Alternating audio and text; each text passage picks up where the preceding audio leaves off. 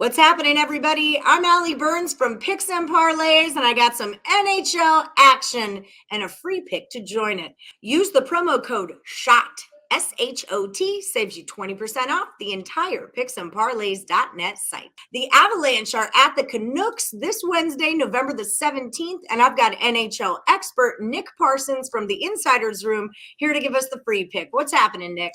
Not much. Thanks for having me on again, Allie.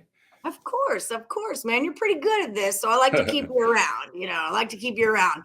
So we got the Avs minus 145 on the road.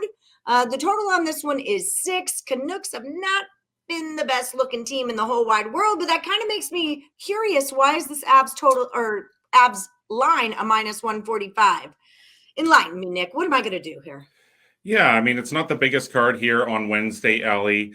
Instead of concentrating on a side in this game, I'm going to focus on the total. Now, yeah, as you mentioned, the Canucks have gotten out to a poor start, but really the Avalanche have gotten out to another shaky start this year as well.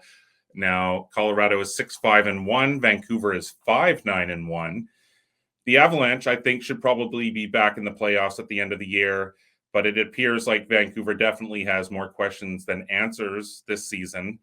Now, Colorado, it's coming off back-to-back high-scoring home games. It beat the Canucks 7-1, and then it smashed the Sharks 6-2 on November 13th. So that was 3 nights between games for the Avalanche here, and now they hit the road for this one game, and then they have 4 nights off before a home game against Ottawa. It's just a weird scheduling here for the Avalanche, and I think chemistry could be an issue after a few days off. And they're also now out on the road. They're not at home here, and they're just 2-3 so far this season on the road. And for the Canucks, I mean, clearly they have to do whatever they can to slow down the Avalanche. They have to get some bodies in front of the net.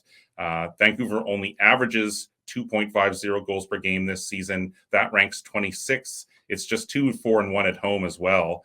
Now, the Canucks, admittedly, they've struggled defensively, but they have seen the total go under the number in 8 of their last 10 in trying to revenge a road loss against an opponent in which they allowed 6 or more goals in.